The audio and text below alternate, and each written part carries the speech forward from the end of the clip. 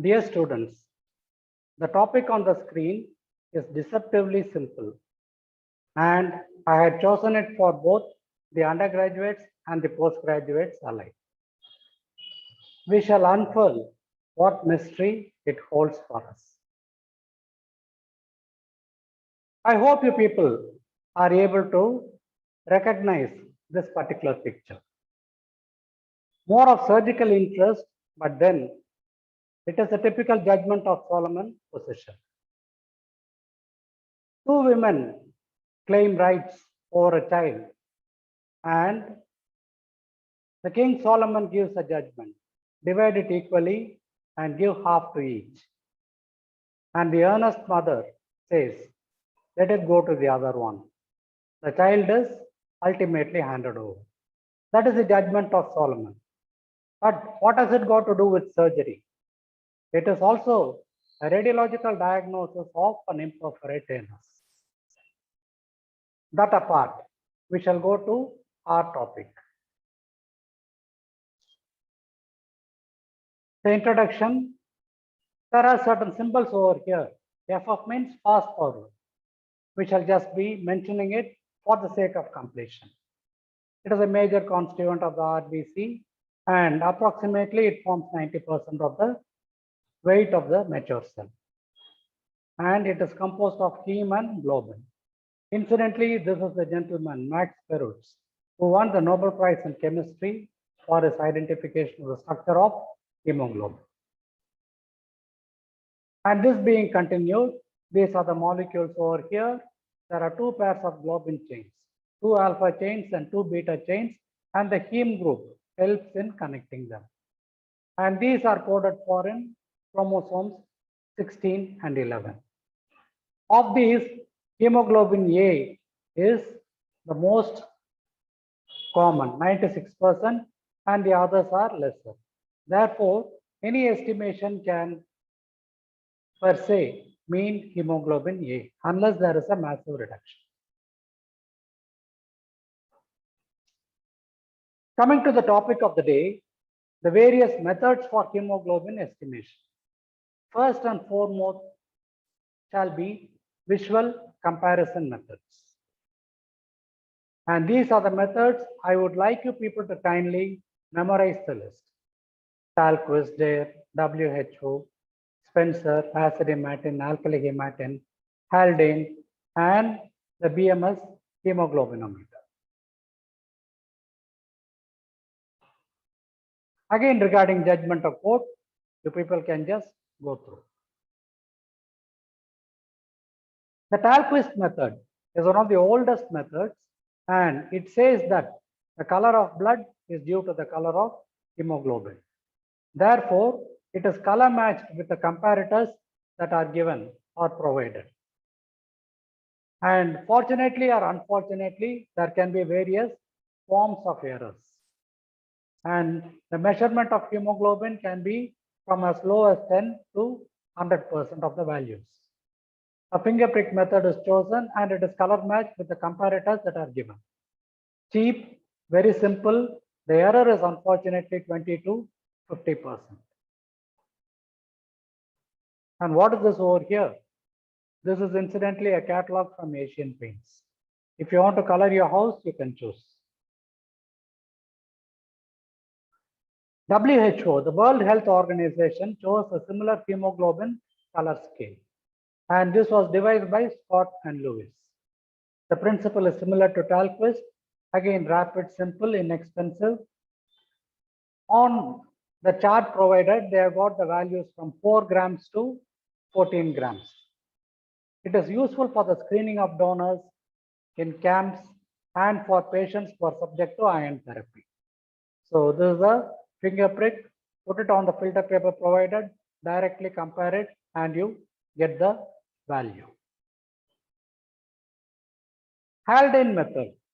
Certain methods are just, again, a fast forward over here, but these are for the sake of completion, especially the postgraduate students. And undergraduates, if you do mention, you score a point over others. There is a hemolysis of the RBCs that is caused. Carbon monoxide is added to this mixture, and the color produced is compared with the standard one. Obviously, the carbon monoxide is the culprit over here, and because of this notoriety, it has been removed. And this is a Scottish physician and physiologist who had designed it. Spencer's method is another one. These are all age-old instruments, but still it looks quite new from the British Museum. And the color of the diluted oxyhemoglobin is matched visually. It is less accurate than the Salis method. The main problem with all these visual methods are it is difficult for the human eye to grade and match the small differences. For example, from red to brown, it cannot distinguish that sharply. These are all pictures for the sake of completion. Fast forward again, Von Fleshers and Goers. The point that I would like to deliver is, you look at the immense amount of pain, the interest and the dedication that these people had chosen and given in order to deliver a mode of diagnosis. And many of them might not be pioneers of medicine. Again, Oliver's hemoglobinometer, a similar one over here. Fast is fine, but accuracy is everything. Maybe it applies to the pathologist in particular. And one again, a R.A.T.S method. This one I was taken aback by. Look at the plethora of things. There is a small glass chamber over here, and then there is a battery bulb which operates the entire machine. And you find that it is taken by means of capillary action. The blood is taken and it is fitted over here, and it is visualized and color matched to the comparators. Obviously, you can imagine the grade of error. You and I would not like our blood to be examined by this method, but it goes with history. The stars here indicate that these are shall know, and must answer questions.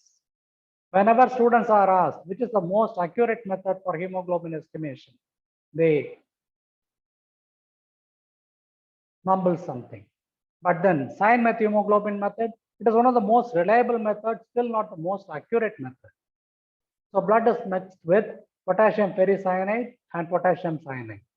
It is one of the most accurate for laboratory tests. All hemoglobins except the sulfhemoglobin is converted to cyan methemoglobin. And the color intensity is noted at the green filter of 540 nanomicrons. This was asked as an MCQ in the MBBS hematology question paper, and many students did not know. The principle is photoelectric calorimeter. The reagent is the Drapkins reagent. So cyan methemoglobin method, Drapkins reagent, we people should remember. These are the contents of it. Please go through it. Again, always in a case of this calorimeters, you will be having a blank solution, then a standard solution, finally a test solution. This is the mixture over here. Hemoglobin and ferricyanide gives rise to methemoglobin, which gets converted to cyan methemoglobin. And this is the calculation. OD of the test divided by OD of the standard into the concentration of the standard equal to the hemoglobin of the patient. What are the advantages and the disadvantages of the cyan methemoglobin method? Visual error is absent. So it is being measured by the instrument. It is stable. It does not fade very quickly. All forms except the cyan methemoglobin the sulfhemoglobin are converted to cyan methemoglobin. And there are reliable standard references from the WHO. This test has stood the test of time. The disadvantages, obviously potassium cyanide, nobody will like. It is poisonous. Mouth pipetting is disastrous.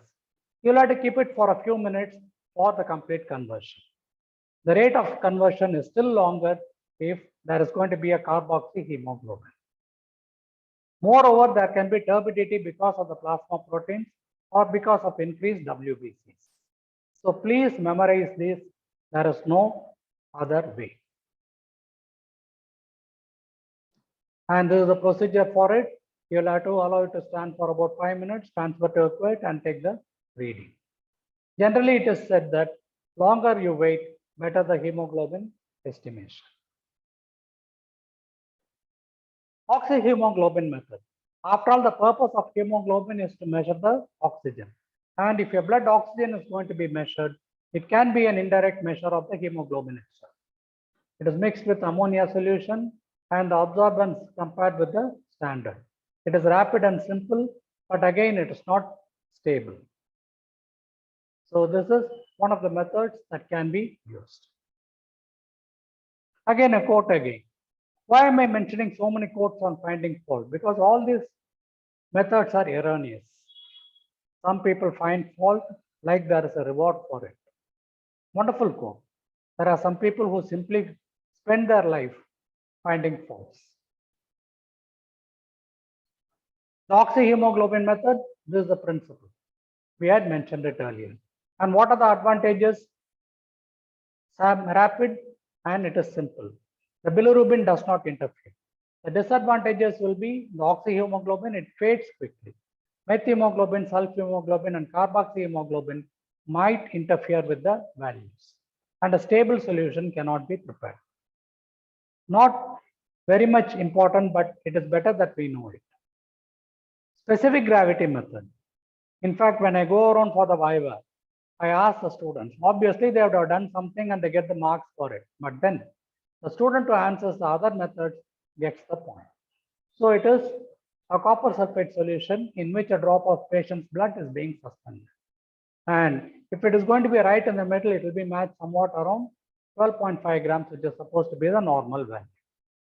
So a series of such copper sulfate solutions are kept and the patient's blood is dropped into it. It is used for donor selection, particularly in a blood bank or sometimes in a camp. And this is what we people see. So 1.053 concentration of copper sulfate is equal to 12.5 grams of hemoglobin per deciliter. And coming to our Salis method, this is what that might be kept for the examination. And this is a Salis pipette. 20 microliters of blood can be taken. Here you see that the blood is being taken by means of the capillary action. And it should not cross the 20 mark. Some people overdraw it and then allow it to come down. That is not correct, as the blood here also will be counted. A second method of error will be that we do not wipe the tip of the pipette. The external part will have to be wiped. Obviously, mouth pipetting is a little dangerous, particularly with HIV and all. So you should know the trick of using this rubber tube itself as a pipette by folding and releasing it. And these are the comparators over here, and this is the N/10 HCl, and these are the readings. You can imagine how old this particular machine is. I used to tell my students, please don't break it. It is as old as the college itself. So equipment is a Salis hemoglobinometer. You have got a Salis pipette. A stirrer will be there generally. And after removing the stirrer, we should take the reading. And there will be a pipette for dropping. N/10 HCl distilled water for dilution. So you find that the hemoglobin is converted to acid hematine, which is brown in color and it is matched with the comparators.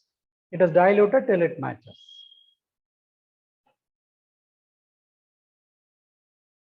This is a good picture for the students to draw in your records. And this incidentally is also a Salis hemoglobinometer. You can very well appreciate the age of the instrument and see how advanced we are with the latest Salis hemoglobinometers we have got in our colleges. What are the advantages and disadvantages? Be careful. Some things will appear very simple, but then we cannot answer. It is cheap, agreed. Technically simple, easy to handle. But even I did not have the presence of mind to answer that it can be used for a bedside procedure. You can take the instrument to the patient and do a hemoglobin estimation. You cannot take a sysmix or a calorimeter. So this can be done. There are some disadvantages, of course. Technical error can be there, sample collection error can be there. Blood is not mixed before collection. So it can be superficial or it can be the deeper dense RBCs. All the hemoglobins are not converted. These are all not converted. Not wiping the tip, not waiting for a period of 10 minutes. 10 minutes is the minimum time so that you get the acid hematin. 15 minutes, you get a higher value. Manufacturing error can be there. The same sample was given, sets of hemoglobinometers were there, and the students got values from 8 to 20. Look at the disastrous range you can get. That is because of the graduation error also in the pipettes and in the tubes. Fading of the comparators. As I told you, when the instrument is old, the comparators fade. Therefore, more amount of dilution is required. Therefore, the value of hemoglobin is false high. So these are the disadvantages, and moreover, it is an obsolete method, which means you people should answer what is the better and the recent method. Whenever we use the word acid hematin method, there has to be an alkaline hematin. An alkaline hematin is used, and the alkali here is sodium hydroxide. 10 by 10 sodium hydroxide is used. It is similar to acid hematin. The fetal hemoglobin alone is resistant, otherwise it is almost similar to it. And this is the instrument that is being used. There is another hemoglobinometer called the portable hemoglobinometer. So it is pre-calibrated and it is operated by means of spectrophotometer. Blood is taken by means of capillary action and it is put into a cuvette.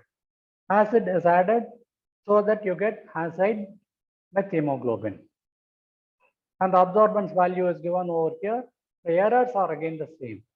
There can be error in collection, dilution, estimation, and there also can be incomplete lysis. So this is the name of the machine, you can just mention it. Chemical method. After all, the basic function of the hemoglobin is to carry the iron. Therefore, if I know the amount of iron in your body, I can indirectly calculate the amount of hemoglobin also. Therefore, it is supposed to be most accurate, but it is used for research purposes, not for routine purposes.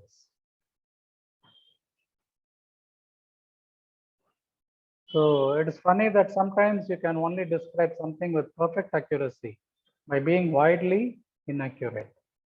Paradoxical statement, something I liked. Gasometric analysis. The apparatus that is used is called the Wants-like apparatus. And here again, 1 gram of hemoglobin, it carries 0.134 ml of oxygen. Therefore, by measuring the oxygen, you can again know the amount of hemoglobin used for research purposes. Again, it does not measure the carboxyhemoglobin or the methemoglobin. Gasometric analysis, name of the apparatus, and then the ratio. Time consuming, complex, that is why it is used only for research purposes.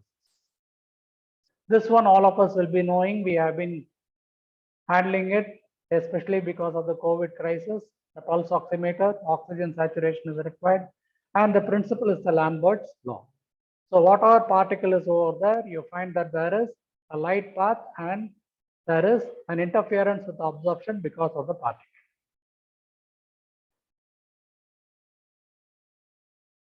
Measurement of the oxygen control in the arterial blood. You people would have heard of the blood gas analyzer, etc. It measures the arterial blood. The dissolved oxygen, partial pressure of oxygen can be seen, or it can be the saturation of the oxygen in blood. It can be measured by various instruments such as co-oximeter, pulse oximeter, and it also can be calculated by means of a blood gas analyzer. Actual amount of hemoglobin can be measured. Mainly it is used for the arterial blood. And there are different methods over here. Sometimes you find that even the insertion of the finger is not proper, the reading can be wrong. Here it is too much inside. Therefore, the electrode will not be able to take a proper reading of it, and there will be a sensor which misreads it. Again, stars are over there, seismics, all of us know there are the other things that are used for measurement. Automation nowadays has come into our lives so that we do not know the manual methods. There is an electrical impedance. Blood is diluted with the reagent and all the bold letters we people should know. Sodium lauryl sulfate. hemoglobin reagent is there, which leads to the lysis of the RBCs. There is a release of the hemoglobin. And you find that ferric is converted to methemoglobin. Methemoglobin in turn combines with this reagent and it forms hemichrome molecule. SLS hemichrome molecule, which is again read by means of absorbance at 555 nanomicrons. So this is the principle over here, and you people should know in and out about the Sysmex, because in the examination nowadays postgraduates are not asked to do the test, but instead a report value, the sheet is brought and you are asked to interpret the various values. In the process, they will be asking you the principles of the various ones, what are the inaccuracies, and so on and so forth. What are the general causes for error? This we had mentioned earlier also. Sometimes there can be microclots, small clots that will be there, which can even block the machine, such as the Sysmex. Excess of the diluting fluid or excess of blood, error in dilution, not waiting for the proper time. There can be an estimation in the color intensity, error, etc. And all of this can lead to abnormal values. Further, there can be other substances such as paraproteins that can interfere and give a wrong value. And what are we supposed to do? There has to be a standard appropriate anticoagulant. Citrate samples should not be used. That is used for blood banking. And samples should not be having clots. It should be ruled out. Standard and control should be used for the analysis. They should be run almost every day. Storage and stability should be verified. And all the reagents and the blood must be brought to room temperature before testing the sample for hemoglobin. And these are some of the recommended references. You people can go to others also if you have got a seminar or other things. CMC Velour manual. This can be the backbone for all the simple conventional methods. Todd and Sanford laboratory technology. It is also somewhat via media between the modern and the conventional methods. Dr. V. Shanti has given a very good narration available in the net. You people can go through it. One page, a textbook on hematology by me, can also be used for referring to the various RBC disorders and the change in hemoglobin. This incidentally, what we call as a modern instrument, etc. It is again putting a drop of blood and then you're taking the reading over here. This is somewhat similar to the age-old Talquist method, and it has got its own error. But it is only to find out whether there is an increase or decrease, whether there is an increase in the decrease or saturation, etc. A bedside procedure only for monitoring, not for absolute diagnosis. Those who spend their time looking for faults in others usually find no time to correct their own. Again, a beautiful one. Why repeatedly I have been talking about this fault finding is there are a lot of faults in this. For example, in the Salis method that we are using, the error can be anywhere between 20 to 30% or even more. And also in the Talquist method, it is 20 to 50%. The least error and can be used for conventional methods will be the Drapkins or the cyan methemoglobin method. And most accurate can be the chemical method. So these are the various methods that we people should know. Also the principles of the modern equipment and what are all the reagents used for it. Definitely it will be there. Postgraduates, I repeatedly say, clinical pathology, you will be having about 15, 20 or even 30 marks. And without knowing a hemoglobin estimation in fluency, you will be staring at trouble. Thank you.